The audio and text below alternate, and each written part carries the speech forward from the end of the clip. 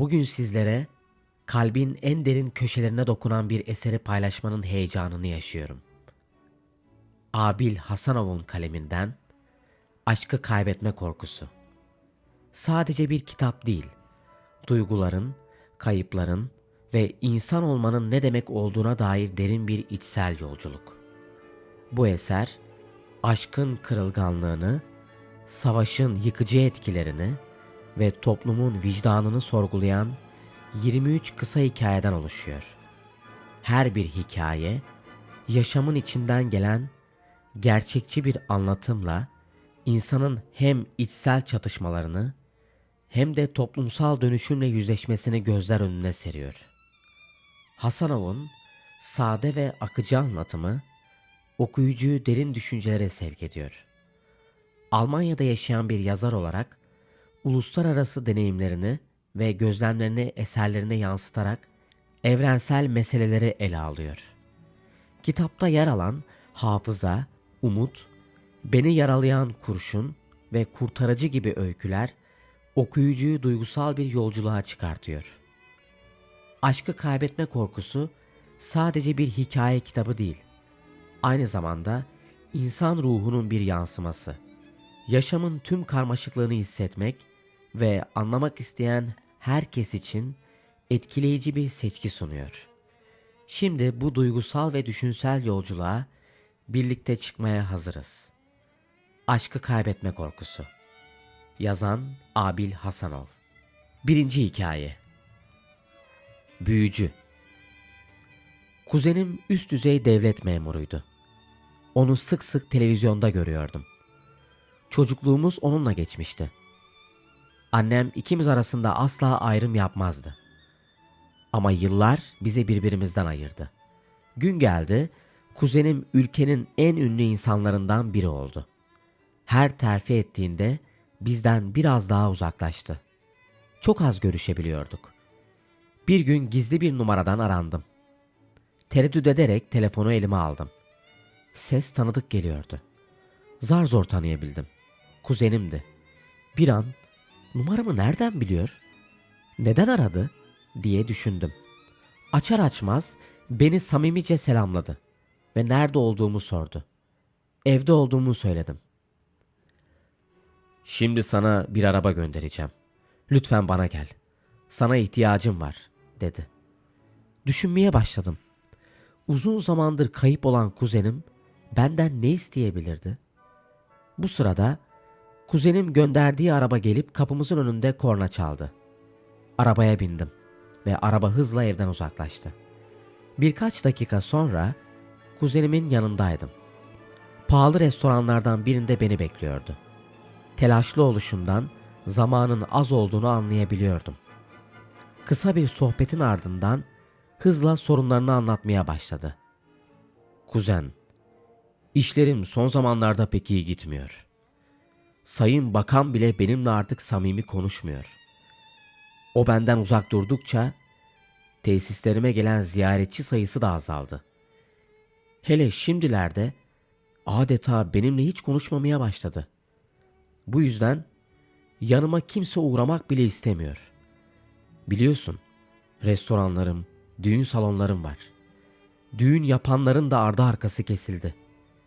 Ayrıca benim tıp merkezim de var. Önceden hastalarla dolup taşardı. Şimdi orası da bomboş. Kimle konuşuyorsam konuşayım, kimse sorunuma çözüm bulamıyor. Son umudum sensin kuzen. Şok olmuştum. O anlattıkça şaşkınlığım daha da artıyordu. Ne yapabilirdim? Tam konuşmak üzereydim ki o anlatmaya devam etti. Kuzen, ne yaptın biliyor musun? Ne yaptın? Sonunda başıma gelen bu problemlerin nereden kaynaklandığını buldum. Hocaya gittim. O kitap açtı ve şöyle dedi. Dünyamızda bakan olan Allah'ın sevilen kulu sizinle irtibatta olduğu sürece müşteriniz çoktu. Ama o değerli şahsiyet sizinle irtibatınızı kestikten sonra rızkın azaldı. Allah sizi diğer felaketlerden korusun. Bu büyük bir bela kuzen. Allah yapmıyor. Bakan yapıyor. Gittiğim falcılar evimde büyü olduğunu söylediler. Evinizi büyüden arındırması için Dilşat Hanım'ı çağırın. Bunu diyorlar. Dilşat Hanım aynı zamanda sizin komşunuzdur. Onu iyi tanıyorsun. Dilşat Hanım bu konuda bana yardımcı olursa kendisine ne kadar isterse para veririm. Hatta seni bile ödüllendiririm. Kuzen, sen bu kadar üst düzeylerde görev yaptın. Böyle şeylere nasıl inanabiliyorsun? Diye sordum. Ben böyle şeylere inanıyorum. Eğitimli bir insan olmama rağmen böyle şeylerin olduğuna eminim. Çoğu insanlar bu tür şeylere inanırlar. Lütfen yarın mümkünse Dilşat Hanım'ı buraya getir. Bize gelin. Cebinden bir demet para çıkarıp bana verdi. Para tatlı geldi. Yumuşadım ve ona Dilşat'ı getireceğime söz verdim. Eve gidip komşumuz Dilşat Hanım'la konuştum. Dilşat teklifimden çok memnun kaldı ve şöyle dedi. Sen işleri ayarla, ben de sana kazandığım paradan bir miktar vereceğime söz veriyorum. Kuzene söz verdiğim gibi bir gün sonra Dilşat Hanım'la birlikte kuzenimin evine gittik. Kuzenim ve eşi bizi gülümseyerek karşıladılar. Dilşat Hanım'a hazırlanması için bir oda ayarladılar. Kısa bir süre sonra Dilşat Hanım tuhaf bir görünümle odadan çıktı. Dizlerine kadar uzanan siyah dar bir pantolon ve kolları dirseğe kadar kıvrılmış siyah bir gömlek giymişti. Saçları dağınıktı ve yüzüne ve omuzlarına yayılmıştı. Görünüşü korkutucuydu. Dilşat alçak sesle bir şeyler mırıldandı ve önce battaniyeleri, sonra da battaniyelerin altına baktı. Hiçbir şey bulamadı ve şilteri çıkardı. Elini şilterin altına soktu ve buldum diye bağırdı. Sağ elinden yatağın içinden mavi bir beze sarılı küçük bir paket çıkardı. Onu dikkatle izliyordum. Dilşat ellerini yataktan çektiğinde sol kolu bileğe kadar görünmüyordu.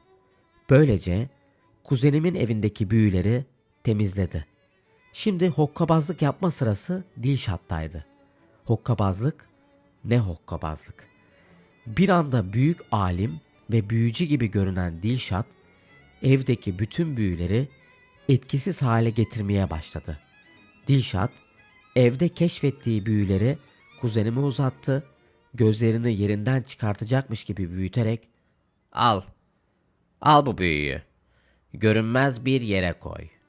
Üzerine işe. Sonra çocuklara ver. Ve her biri bu büyünün üzerine pislesinler.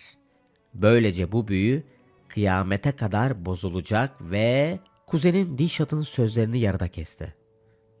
"Bacım, artık bunu öyle boz ki kıyametten sonraya da kalmasın. Ne kadar istersen sana o kadar para vereceğim." Dilşat bana döndü. "Komşu kuzenimizin vazifesi neydi?" "Bürokraside çok önemli bir adamdı."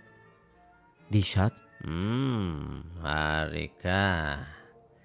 Dilşat ve kuzenim sayesinde iyi para kazanmaya başladım. Hem kuzenim hem de Dilşat bana çok saygı duyuyorlardı. Kuzenim sayesinde çevrem de genişledi. Başka aileler de bize başvurmaya başladılar. Aileler arttıkça tabii ki karımız da artıyordu. Para tabiri caizse sel gibi akıyordu.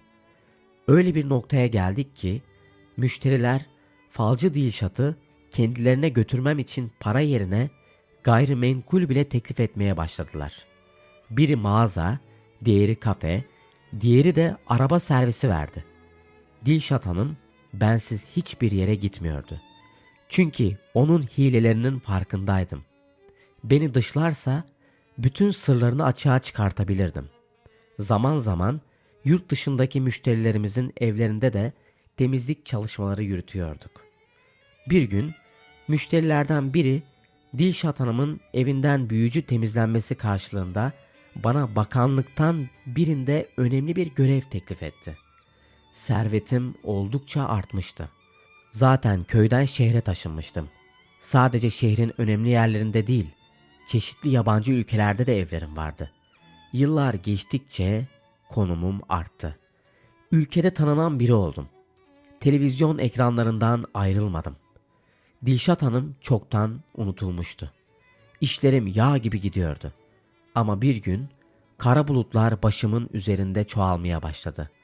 Bağlı olduğum bakan da bana yüz çevirmişti. Artık benimle görüşmek bile istemiyordu. Ben de kuzen gibi tepe taklak olacaktım. Yıllardır onunla da görüşmüyordum. Ama bir şekilde telefon numarasını buldum ve aradım. Kuzen, merhaba. Merhaba.